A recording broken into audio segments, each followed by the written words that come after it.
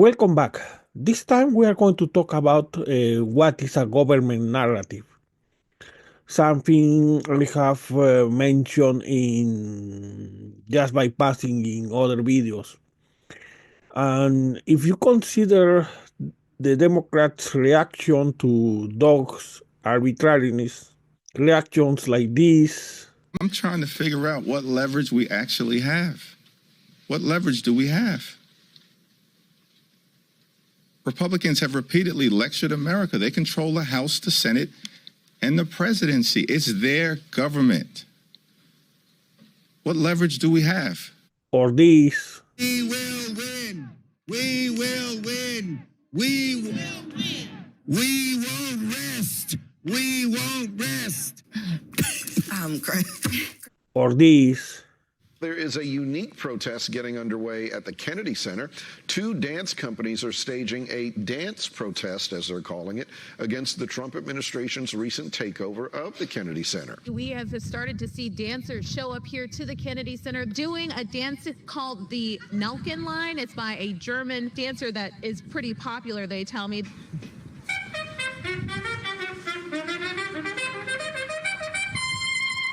Or this. I am going to tell you that we do have to, I don't swear in public very well, but we have to Trump.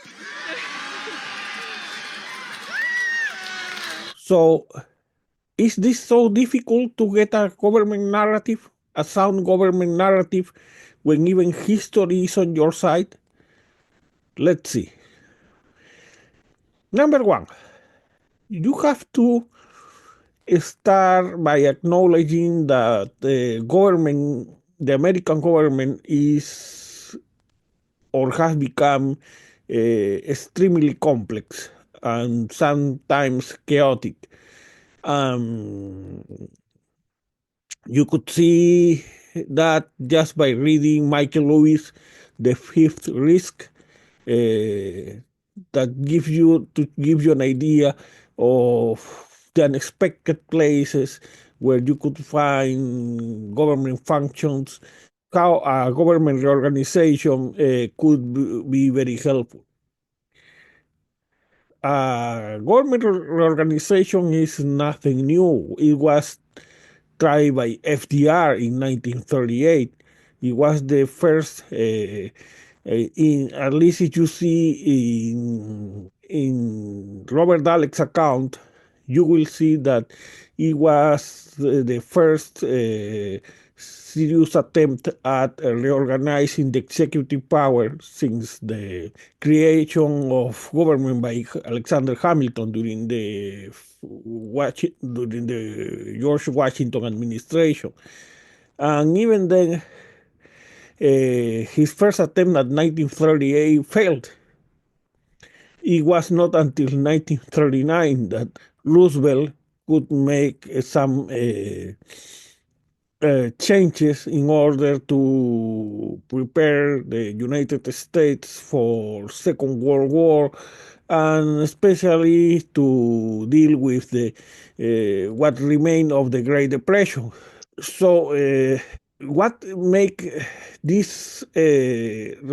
What would have made had it happened in better times, this reorganization so important? Because FDR redefined government. So, first, government was, as it started losing track with the original design set by Alexander Hamilton, government was alien to the wars, economic wars, frustrations of the American people. It was the Great Depression, and it was not that the Great Depression was the first depression. Just look at the late 19th century in the United States. But it was with Roosevelt that he sells the idea that the government has an obligation to help their citizens in their times of crisis, especially when they are suffering by no fault of their own. The second milestone in this during the Roosevelt administration, he also set the seed of another concept that was important in this new redefinition of government, that government could do great things. It was not just its obligation to stay as a step aside as in a laissez-faire conception of government. So, and the best proof of that was the Tennessee Valley Authority, which counter the effects on the market, the monopolistic position of public utilities, and not only challenge that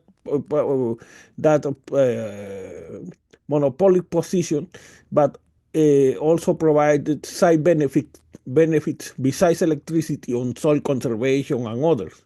And it's this seat that is then retaken by John F. Kennedy after the Sputnik moment, and in his space to the race, in his race to the moon.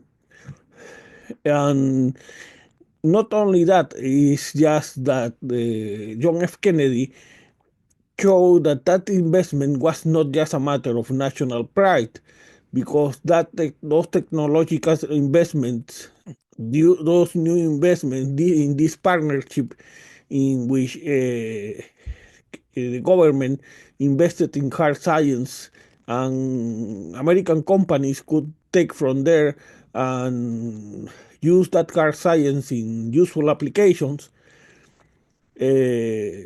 proved to be not just a matter, as I say, of national pride, but also a matter of economic development, of higher productivity and better standards of life.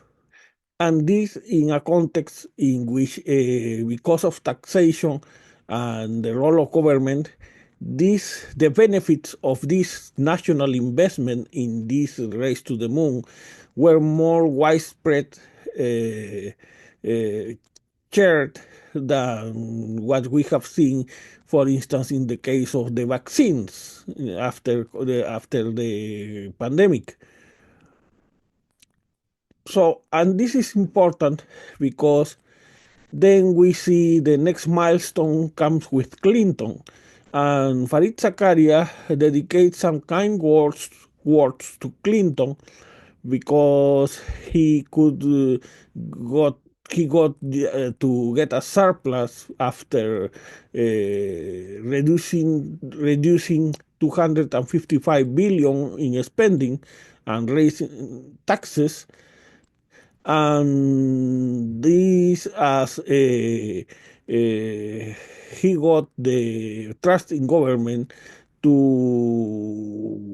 increase during his administration.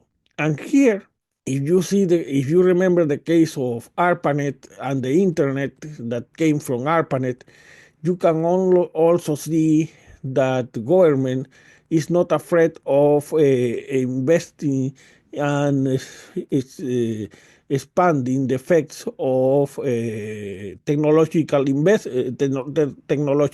advancements. So we got the internet, although it would take almost a decade before these new technologies got sound applications on economic processes. You could see also an increase of productivity, more widespread share. You can also see an increase of productivity, more widely shared use of these benefit of these technological benefits, even though during the Clinton administration, some of the changes, some of the regulations that gave the system stability were repealed, as in the case of Glass-Steagall. So even though we are not in front of the same state as the one that has been conceived by FDR and still embraced by Kennedy, we still see lots of that definition of government, because it's not just a matter of making a definition of government more efficient, which is what Clinton did, but also it's also about what definition, a specific definition of government we are trying to sell, because if we otherwise we will find ourselves like Barack Obama, who created in 2010 the Simpsons Bowl Commission to make government more efficient. But Simpsons Bowl had a very different conception of government, a government where they, according to them, they wanted to spread the base, so they they wanted to cut social security benefits, increase taxes for the poor, while cutting taxes for the more wealthy, and reducing spending. And don't take me wrong, so it's because some time ago, Farid Zakaria came also with an article about the need to, like in Europe, creating a sales tax and IVA to fund government. My answer to that is no problem if you reduce income inequality, because the levels of income inequality here are not the same as in Europe. So that sales tax in Europe is not as stressful as it would be here. So let's make sure we are comparing the same things. But provided that we are reducing income inequality, well, sure, because then the tax burden, the real tax burden, would be about the same, and why not? So I'm not for taxing only the rich, but if you want to tax the middle class, make sure that middle class is not struggling to make ends meet with two paychecks. And that's why it was comical to see Barack Obama running away from his own commission every time Republicans mention and push him to make the cuts in Social Security and Medicare, and to expand the base, which means to put more burden on the poor. That were proposed by Simpson balls. The problem with Barack Obama was to put two conservatives in a commission and expect a moderate decision, moderate recommendations. No, if you are going to put two fiscal conservatives, you are going to get fiscal conservative recommendations. But it seems Barack Obama, as intelligent as he is, didn't consider that would be an issue. Then let's go to the present time. Present time in which during both Barack Obama and Biden, the trust in government is very low. Actually, with Biden, and Trump, the first administration, it reaches historic lows.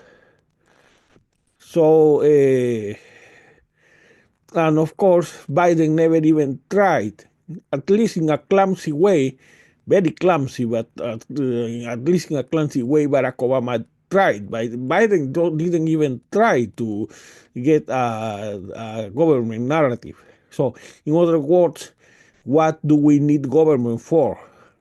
And then how can we make it more efficient? Because nobody loves waste, especially in a country where people hardly makes ends meet. Hardly makes ends meet with two paychecks.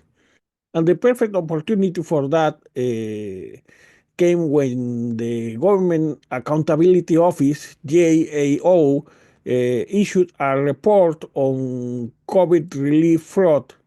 And Biden could have said that, well, the role of government is to do great things like the vaccines, though he never got the courage to push for a vaccine mandate and to give relief of its citizens in their moment of need, especially when they are in a bad spot for no fault of their own, which was the relief. But that was not, and precisely because of that, there could be no tolerance for fraud. So he could have used this event, this report, to as justification to create what I proposed in my tweets that nobody reads, a government upgrade and waste commission upgrade, because you need to make it efficient. Otherwise, what do you have government if it's going to be inefficient? And waste, because you cannot tolerate waste, especially if you are proposing big government that is going to do big things, because then waste is going to be a lot if you don't, and it's going to discredit your whole narrative unless you keep track of that. So it's no, but Biden did nothing of the sort. So when Trump came and first fired the 17 inspectors general, that was the prelude of some of what Dodge ended up doing with because Touch is got beyond the questionable use of personal access to personal information, considering that if they are going after waste, they have the budget, and they didn't longer have the inspectors general, which according to their own narrative, they should have been there precisely to help them identify and cut waste. But no, just the firing of the inspectors general was a very clear indication that that was not the goal. And the goal was to redefine government. And to that, they could do that unopposed, because precisely due to the clumsy, to the inexcusable way Biden managed government during much of his tenure in office, that mission task got easier for Dodge. So, is it possible to give some idea or some specific idea, not that nebulous idea of a narrative, big things, and moment of war? Yes, of course it is. And I'm going to do it that very briefly and not exhaustively, but I'm going to do it with enough examples to give you an idea how you can tackle the issue of government, even though you are not going to give the same priority to all of them, to all of these issues, and it will, of course, have to be directed to different segments of the market of ideas, because you may not everybody is interested on the same things, but what is inexcusable, as it has happened with the US aid, is that you have no answer because you are waiting for the safest issue. where you can react and what if they don't give you, what if Trump doesn't give you that opening? Are you going to stay silent for us until 2028? Well, first, the Peterson Foundation some time ago gave us some projections about revenue and spending, and the real cost, the real driver of spending, and this brings us to the need of revenue. So when we see spending, the number one driver of spending is healthcare costs, which are going out of pace, out of tune with incomes, and is depressing other sectors, especially when in other countries it doesn't have it doesn't absorb the same part of all the production, the GDP, as in the United States. The second is revenue. So what and even there you have to make a decision about in your narrative. So number one in this case is we have to identify the driver of cost and what to do about that. In this case, is the Affordable Care Act enough? Of course it hasn't. It has failed and we need a better healthcare system in order to control those costs that are going out of control. And in terms of revenue, what do we need? Higher rates or cutting loopholes or both of them?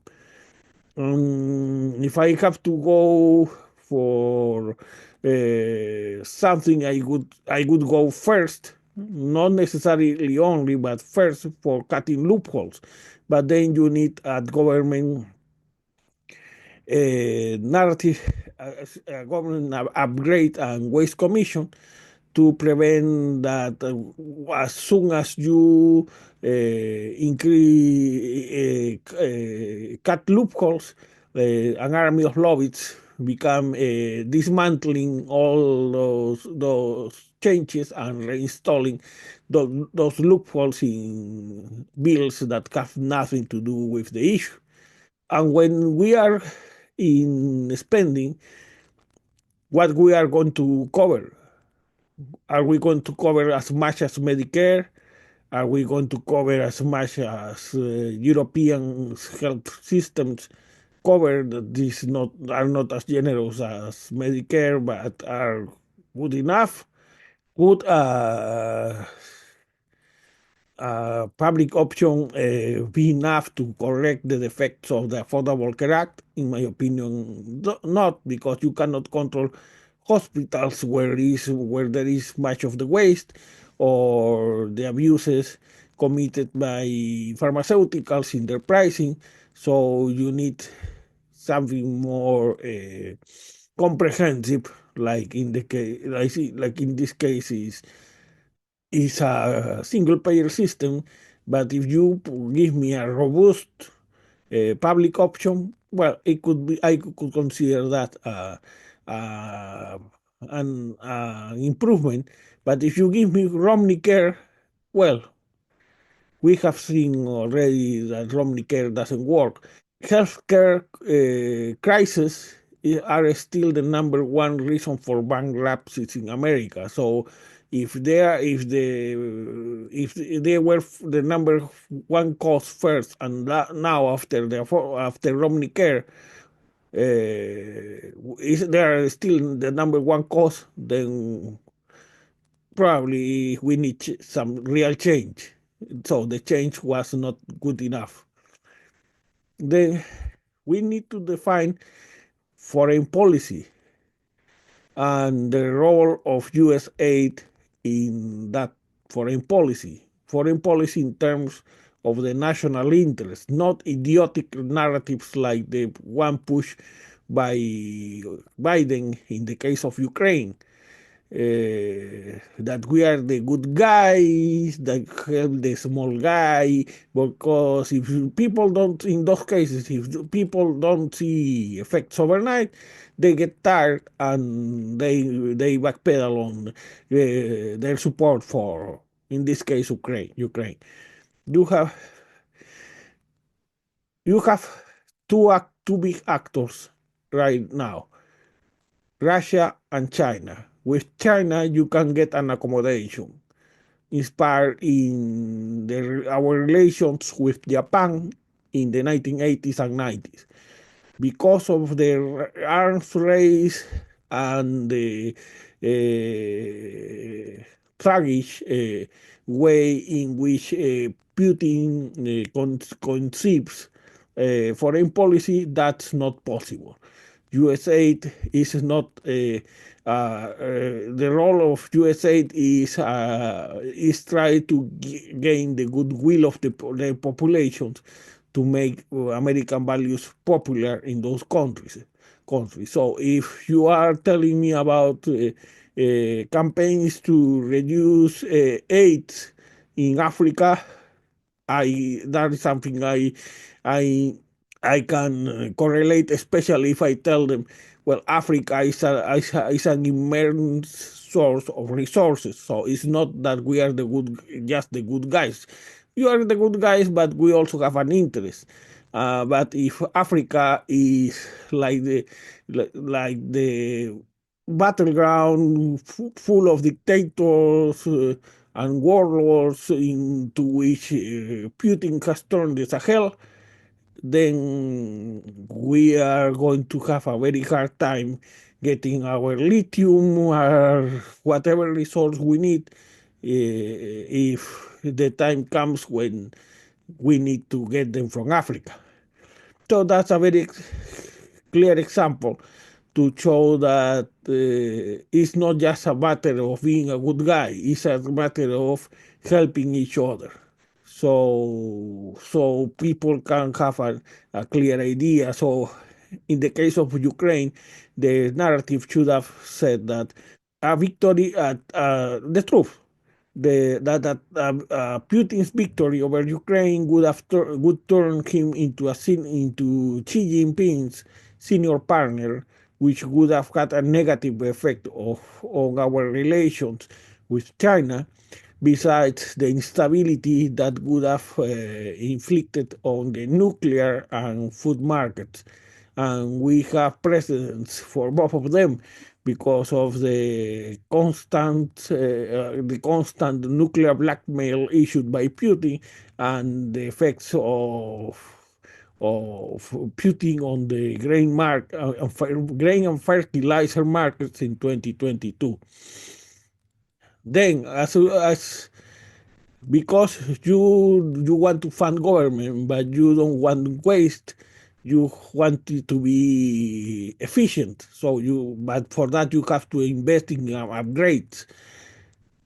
Something that doesn't go beyond the page 15 of the Washington Post is that, for instance, the IRS is not only struggling with funding, but also with, let's say, negative levels of investment. Because, for instance, their software, they are using COBOL. COBOL is a software that was used decades ago. In other cases, you have, for instance, Veterans Administration and HHS using different softwares. So this is chaos, and that's an unacceptable level of chaos. So if you are not talking about different governments, we are talking about the same damn federal government. We are not even talking about a conflict between the state and federal level. So you have to make a cost to upgrade that software. You also have to something that on which I give Biden some merit is in the case of the IRS. that the increase of spending was going to be directed to, in good part, to hire auditors specialized in the kind of tax returns that are filed by high-income taxpayers. The problem was that Biden never showed the results on those high income, more complex tax returns, and in the end, it was the half of the 80 billions he added to the IRS funding, because to for every dollar you invest in the IRS, you get 6 in terms of revenue, were cut by, guess who? Democrats. So, or at least with the votes of Democrats. So this is here. Let me say something. We have to stop with that stupid obsession with the embarrassment, with protecting the feelings of this or that. People don't give a damn about the feelings of this or that, or the embarrassment that is going to be suffered by this or that representative of senator. They give a damn about their personal situation. So if you are not, if you cannot make the case for your government narrative, because then you are going to hurt the feelings of some Democratic senators, like for instance these senators who backed the Trump's partial deregulation of the financial system in 2017. Because according to them, they were doing it for their community banks. They must have very prosperous community banks in Virginia, because they practically deregulated they took much of the regulation and the stress tests from banks with assets up to $250 billion. That's a bit too much for community banks. But you have to say it. If you don't say it, what they will see is that the Federal Reserve failed to stop the collapse of 2 or 3 banks, starting with the Silicon Valley Bank, and that the government can't do anything right. When the matter of the fact is that you yourself, as Democratic Party, or at least some of your senators, make that possible. Take into account that even young institutions with excellent records, like the CFPB, as Paul Krugman noticed, can fall victim of the attack on government collateral damage, because they may have good records, but if number one, if you don't make them, if you don't give publicity, if you don't give visibility to those achievements, is the fact that they get they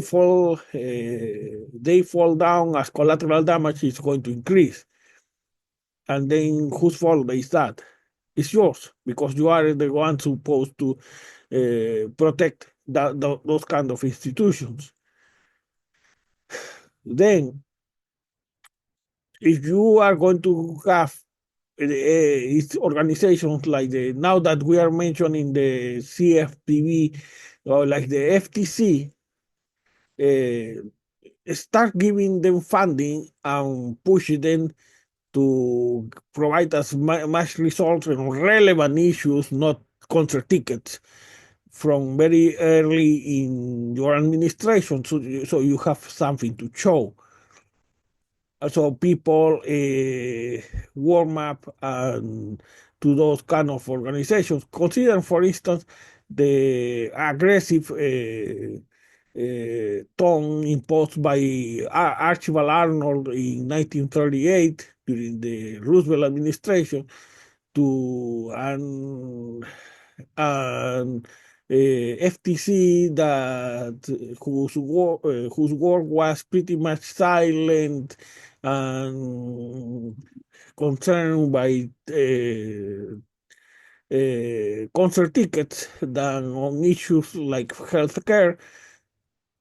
Healthcare, they address healthcare, but a little bit late.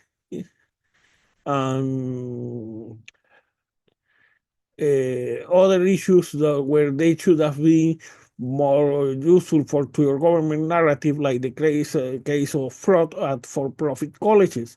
And why is that important? Because that could allow you to justify a role of the federal government in education. So we don't have that two-tier system in which you give real education with opportunity for those who go to Ivy Leagues and second-rate education for just to survive for everybody else. Then, if you want to justify funding, you have to make your case, like the FDA is what if you don't say clearly that you are the chronic overfund and chronic underfunding of the FDA has led to the bizarre situation in which pharmaceuticals end up policing themselves, supervising themselves when the FDA is in charge nominally of overseeing medicines, then you are doing a weak favor to your organization. Because if after the fact you come demanding funds, making demanding funds because there is some terrible incident involving some medicine, you are not going to look justified. You are going to look as if you were making an excuse just, just after you screw up. Then, if you get some level of credibility, because that's going to give you credibility, you can push for real cost cuts where they are needed. For instance, Paul Krugman mentioned the case of Medicare Advantage, which is practically, he makes a very compelling case to eliminate that absurd program. While you should be pushing for increase in other programs like cancer research at the NIH level or more resources at CDC level.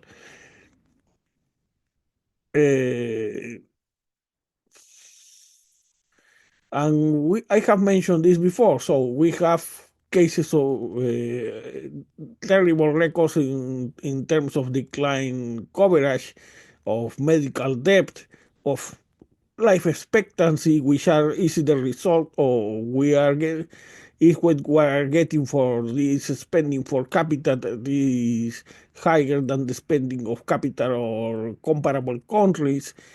So you have lots of waste, and you can make precisely, if you define your commission as waste and upgrade, you can make a very compelling case for at least a robust public option.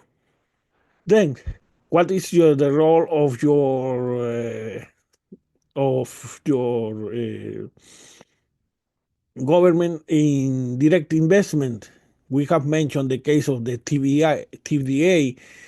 We could also mention the case of research and development made in the times of Kennedy for the race to the moon, and that nowadays should be directed to clean technologies, for instance, in the MIT, fracking, fusion,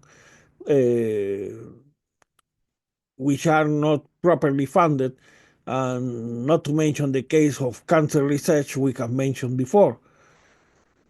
But this has to be coherent with the rest of your policies. Jason Foreman made a compelling case, which I share because I have also had my tweets in that direction about permitting reform in the case of the grid and how you could apply that to housing. So, because it's very ridiculous that you are pushing for green technologies in your Inflation Reduction Act, and then you are doing nothing about the bottlenecks that are created for renewable projects. Then in education, as I mentioned before, you not only have a two-tier system, underfunded public schools for those who are not lucky enough to live in good districts, but also the case of student debt. The problem is that the Biden administration turn the issue, the most salient issue on the case of education, turn student debt into the most salient issue of education, and of course it got a backlash because what is this there in there for the working class who could have been benefited from the better new contributions, or at least better funding of public schools and benefits for apprenticeships. So, because Biden failed to integrate the issue of student debt in this more comprehensive educational package that had something for everybody, it failed miserably. Then you also have, for instance, for if you want to target to more specific segments of markets, you have that, for instance, in agriculture, the subsidy programs give only 9% of these subsidies to 80% of to the smallest 80% of recipients. So when we are talking about subsidies and we are talking about farm, it's very difficult to defend the current system. But of course, there you have there the role of lobbyists and campaign donors that end up obscuring the issue. And when you when the time comes to propose cuts to these subsidies, even though they are not the main beneficiaries, that 80% of recipients, the smallest ones, are going to raising arms, when you could address that in a more efficient way by redirecting, at least partially, good part of those benefits to those who have the smaller financial backs to deal with volatilities in the commodities market. Then, a link to the case of foreign policy, we have the case of the Pentagon. I have heard that the Pentagon has failed 7 audits, But the problem is that the left, what is the left proposing? Cutting $100 billion on the Pentagon budget. And that would be justified. But the matter of the fact is that we don't know because we have not defined our national security goals first. We need to define what is going to be the role of the United States and to define those goals in terms of the U.S. interest, like as Roosevelt did it in his fight against isolationism in the late 1930s. Otherwise, you will end up like Biden's with his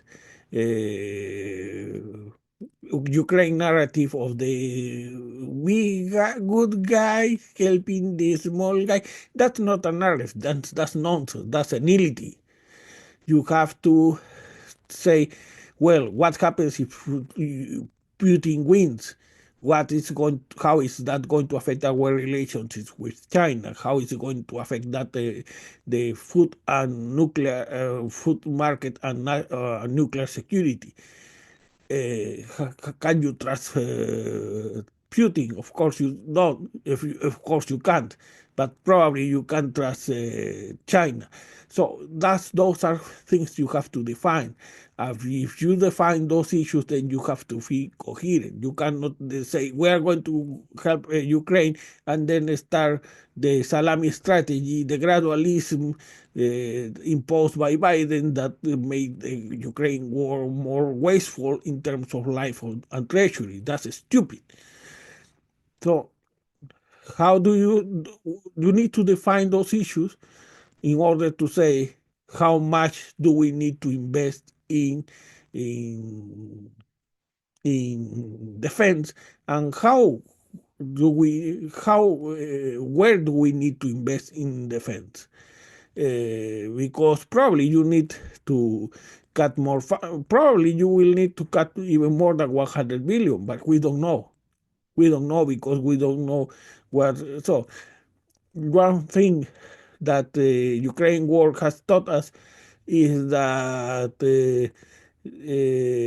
drones. So small budget issues like drones could be more lethal than tanks that cost many times the cost of every one of those drones. And if you take into account the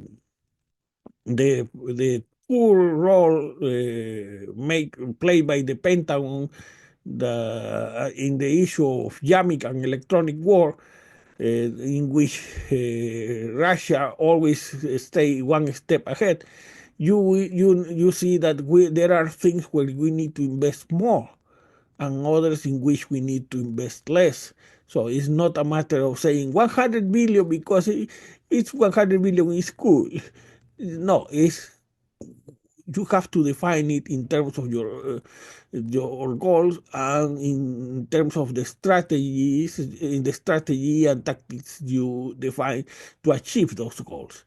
Then the role of, as we mentioned before, the role of government in technology comes from Lincoln, who created the National Academy of Sciences. But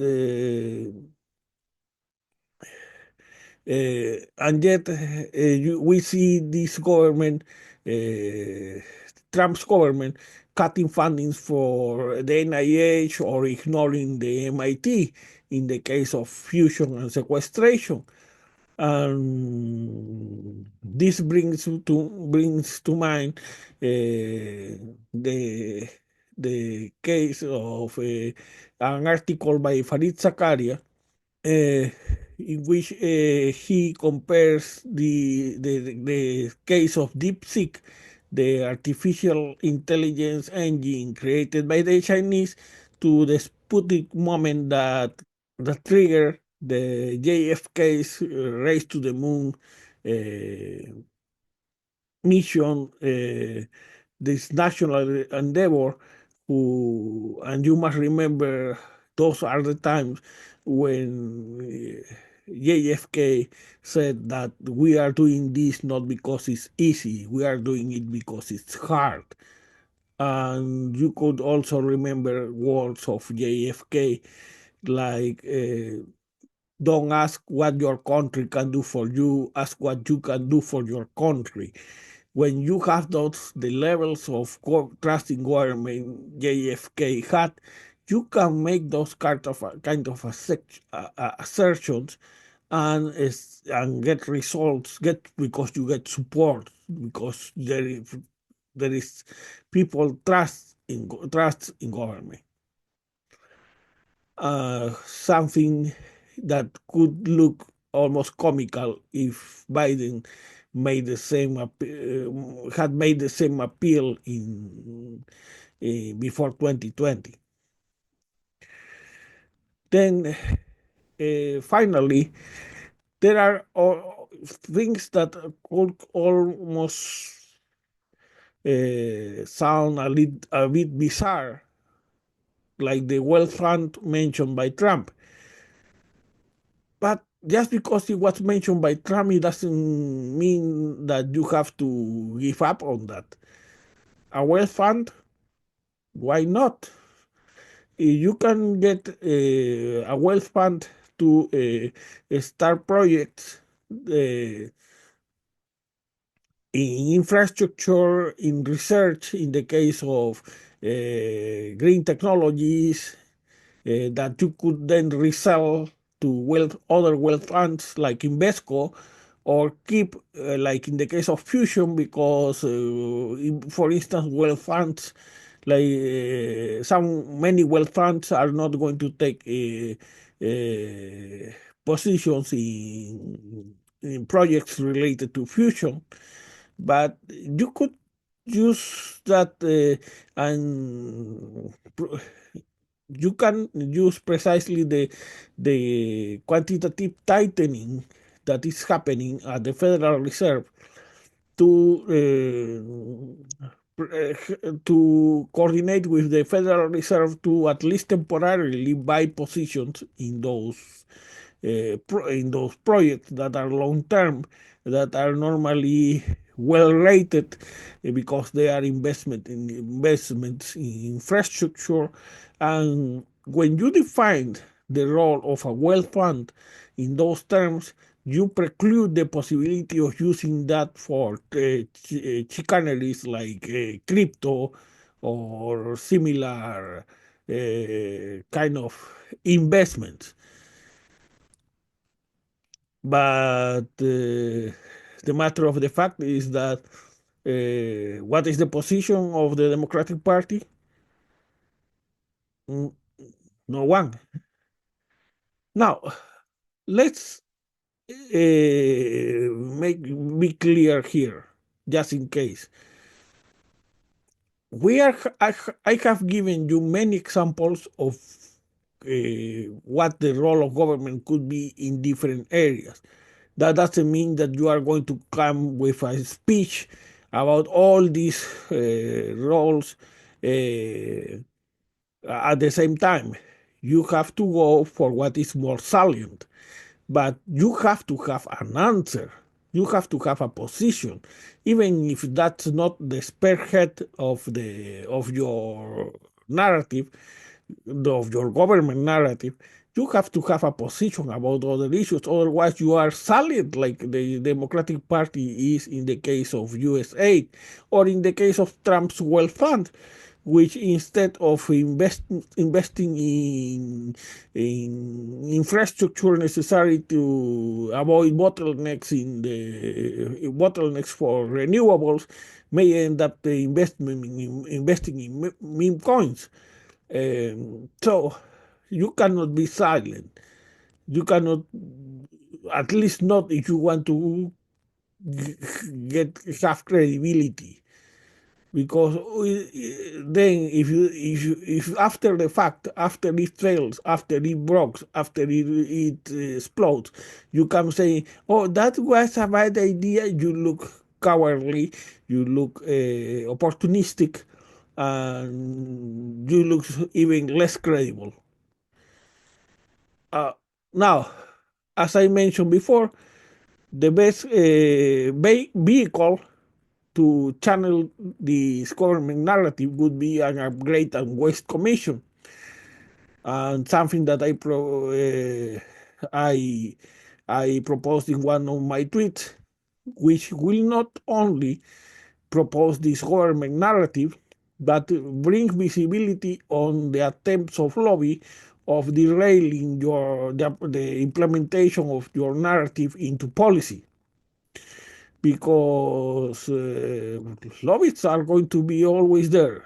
Remember how they have the corporate minimum tax in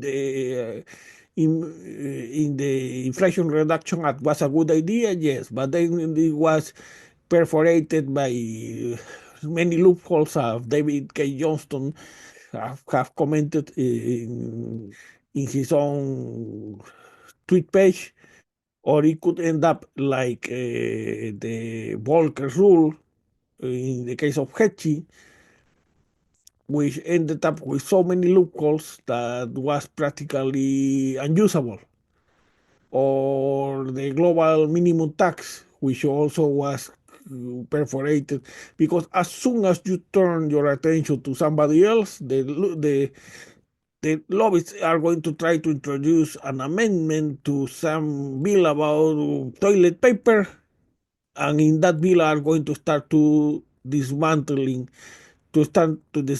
your reforms. So you have to bring visibility on on on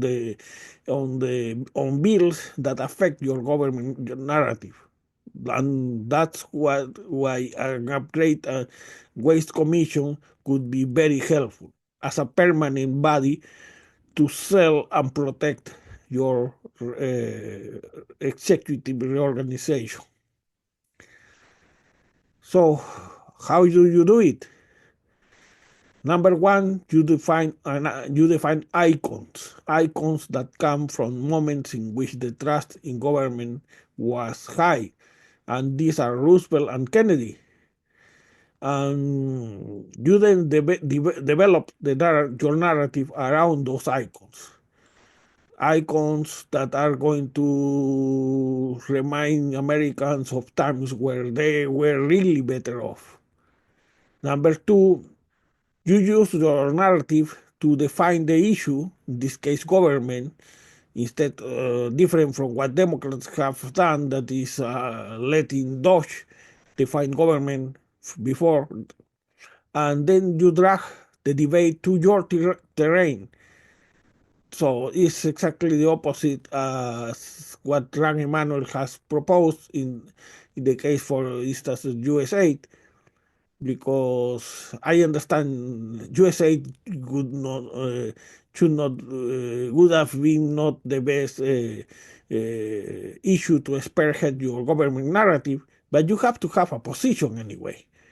Otherwise, you look opportunistic, unreliable, and weak. And who is going to trust you if you look opportunistic, unreliable, and weak? Then, why is this important? And that brings me to the worst case scenarios of my previous video. What Democrats are assuming is that they are going to capitalize on Trump's bizarre and insane policies. When that happens, the voters are going to run in droves to support Democrats again. I'm worried though. So don't assume that you are going to capitalize on Trump's declining approval, because there are things. So Democrats has not lost even when the last time when they lost the popular vote was with Kerry, and that was 500,000 votes. This time has been almost 3 million. This time those making less than 50 and less than $100,000 have voted majoritarily for Trump. This time, Latino men have voted majoritarily for Trump, and even among Latino women, Harris got significant losses. And even about black men, black voters, even though the losses were not so as significant as in the case of Latinos. So don't trust that, don't be so overconfident. Parameters may be changing, and if they do, you may have three very undesirable scenarios. One is apathy. So people just don't turn out to vote because they hate Trump, but they still don't trust you. Remember, 3 million votes, almost 3 million votes, not even with Kerry. This is apathy is hard to reverse, but it's doable. But still, it means that you are not going to capitalize on Trump's fall, at least not immediately. Something more worrisome is what if the economic dissatisfaction with of the working class with the Democratic Party calcifies into cultural attitudes, like in the case of East Germany with the AFD, or in the case of Kansas, in the case as it has been accounted by Thomas Frank. This is much harder to reverse. And if this happens, it means that Trump at least rewards me on my prejudices. So I, like in Kansas or East Germany, yeah, he screws me up economically, but I am still not going to vote for you Democrats. I prefer to vote still going to vote for Trump. Besides, that allows me to, with time, to rationalize my vote by saying that I am protecting family values, Christian values, or whatever. And then another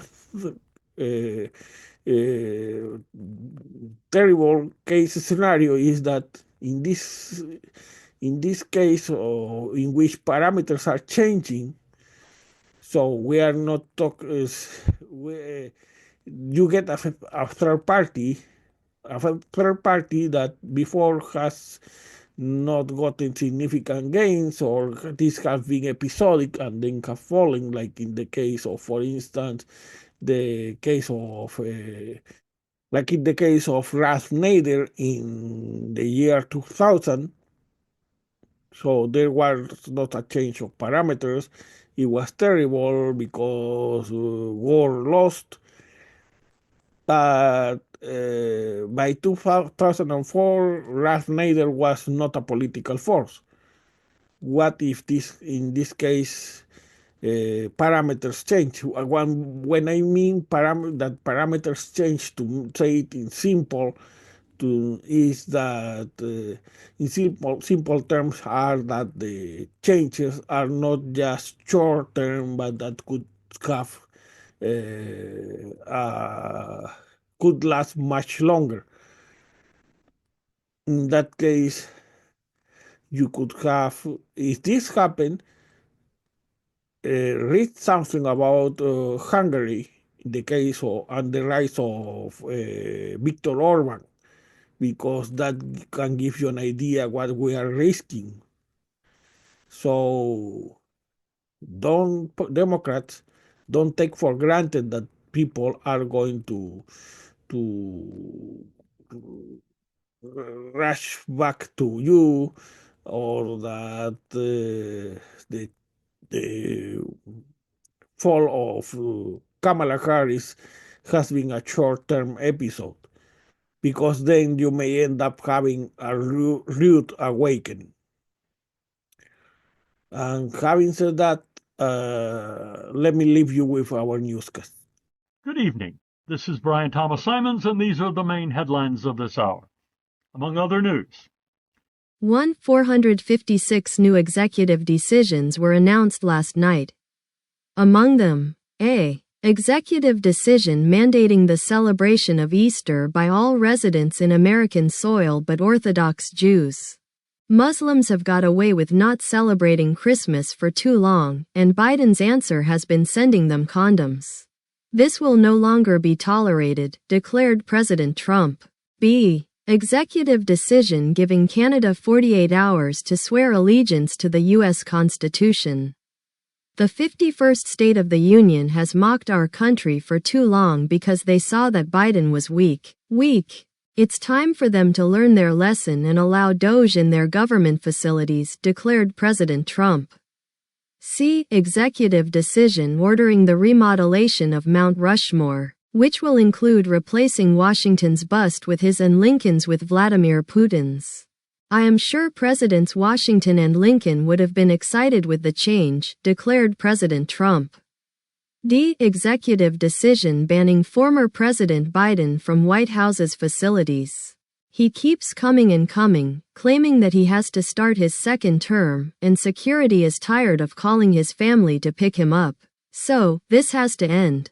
Only the Russian ambassador is allowed to enter the premises without invitation, translators or announcements, added President Trump. 2. As a token of authentic patriotism, Elon Musk's team of teenagers leading Doge declined payment for their services and instead have started an LLC dedicated to selling data that, they promise, won't come from the government databases to which they have access but from secret algorithms sealed by intellectual property laws. It's remarkable the selflessness and entrepreneurial spirit of these youngsters, which obliges me to be understanding with the few occasions they messed up with the software or they made changes that led to 2, 3, or 4 breaches in the security systems, concluded President Trump with a smile. 3. Minority Leader Hakeem Jeffries announced that, as he was praying with former DNC Chair Jamie Harrison and current DNC Chair Ken Martin, they received a sign of when they should start responding to the controversial actions President Trump has rushed in the American government. An angel answered our prayers and told us to wait for his next visit, in which he will also bring us a plan to launch the ticket Harris-Biden 2028. That day, he will also provide us with a plan to convince the working class that what they really want is to speak in inclusive language and, if they are Hispanics, to be called Latinx. 4. Former DNC Chair Jamie Harrison, after the announcement made by Minority Leader Jeffries, said that he felt validated by the angel's announcement. This proves that, as I demanded, we should have gone with President Biden at the top of the ticket in 2024 and flipped the ticket in 2028. We only had to give the American people the chance to see with their own eyes how lucid and rejuvenated President Biden was, declared Harrison. 5. New York Representative Ocasio-Cortez declared her support for the ticket revealed in prayer to Minority Leader Jeffries on one condition. The squad will back the Harris-Biden ticket 2028 but only if our plan to regain the working class is given a fair chance. We are 100% sure that our plan to deconstruct toxic masculinity will make a difference, and for that, we have 2 powerful tools. The mandatory reading of Cori Bush's The Crimes of White People, and the mandatory watching of the movie, Amelia Perez. 6. After the negative reaction to the 3 Snow White trailers released to the public, Disney CEO Bob Iger declared that the remake of the legendary animation movie, expected to be in theaters on March 21st, will be replaced by Snow White Inclusive, movie to be starred by Terry Crews as the iconic Disney princess and will tell the story of a trans Snow White helping a gay prince to get out of the closet. 7. In local news, A. Robert Hoskins, a Florida man who went to jail after throwing a Bible at officers who were responding to a burglary call, which he declared he was perpetrating under God's orders, announced he will recall the current representative for Florida's 3rd congressional district and run to replace her. The first polls show Hoskins leading current Representative Kat Cammack by 15 points.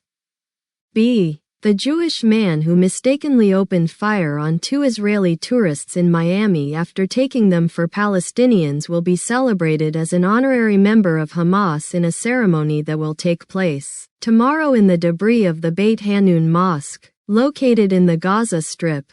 A video of the ceremony will be available on their YouTube channel, Jihad Today. This has been the news of this hour. Sponsored by Church of the Holy Redeemer's Power in the Spirit. Have you accepted Jesus Christ as your personal Savior? Did you vote for Trump in 2016 and then in 2020? This is the right church for you. If so, Church of the Holy Redeemer's Power in the Spirit is the only Christian church that can promise you in the Lord to have 72 virgins in heaven for only a donation of $50 a month. You will have access to those 72 virgins in heaven. For an additional $25, you will be allowed to replace 10 of them, and for $100, Heaven Premium, you will be allowed to choose them for yourself. Guaranteed, if you're not satisfied with those 72 virgins after you die, full refund of your money. We accept Visa, MasterCard, American Express, and Discover.